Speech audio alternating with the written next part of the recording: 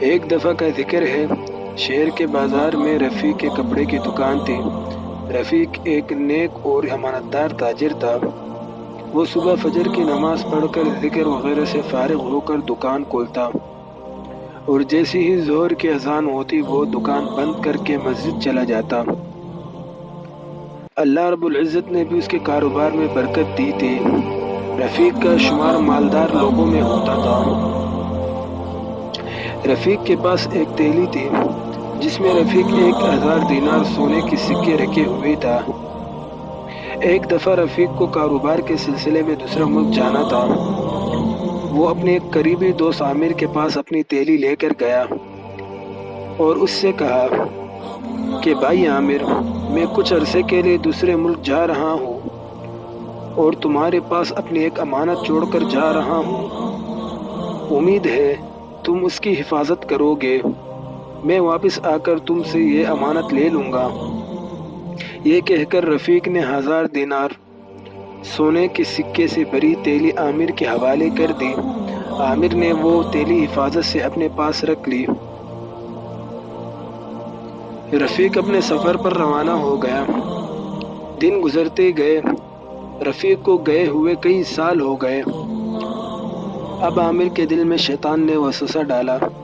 اس نے سوچا کہ کیوں نہ اس تیلی سے دینار سونے کے سکے نکال کر درہم چاندی کے سکے ڈال دوں۔ رفیق واپس آ کر پوچھے گا تو میں جھوٹ بول دوں گا کہ تم نے تو مجھے یہی دیا تھا، میں نے اس تیلی کو کھول کر بھی نہیں دیکھا۔ اور عامر نے اسی طرح کیا، تیلی سے دینار نکالے اور ان کی جگہ درہم رکھ دیے۔ کچھ عرصے بعد رفیق واپس آ گیا۔ وہ عامر کے گھر گیا۔ عامر اسے بہت اچھی طریقے سے ملا اور سکوں سے بھری تیلی رفیق کے حوالے کر دی۔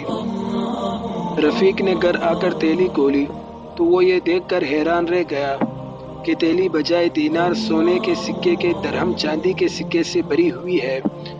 اب تو رفیق بہت پریشان ہوا اور بھاگتا ہوا عامر کے پاس گیا اور اسے ساری بات بتائی۔ عامر بہت غصہ ہوا اور کہا کہ ایک تو میں نے تم پر احسان کیا اور تمہاری مال کی حفاظت کی، اور اب تم مجھ پر چوری کا الزام لگاتے ہو۔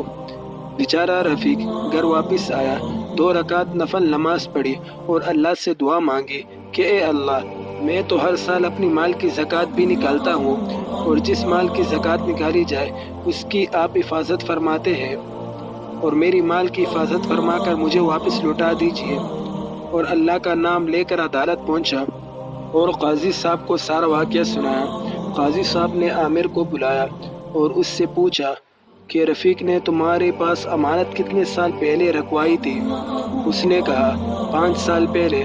اب قاضی صاحب نے تیلی کھولی اور سکوں کو باہر نکالا اور عامر سے کہا کہ تم کہتے ہو کہ یہ سکے رفیق نے تمہارے پاس 5 سال پہلے رکھوائے تھے، جبکہ ان سکوں پر ان کے بننے کی تاریخ 2 سال پہلے کی لکھی ہوئی ہے۔ اس کا مطلب ہے کہ تم جھوٹ بول رہے ہو۔ اب جلدی سے رفیق کا مال اس کے حوالے کر دو اور سزا کے لیے تیار ہو جاؤ۔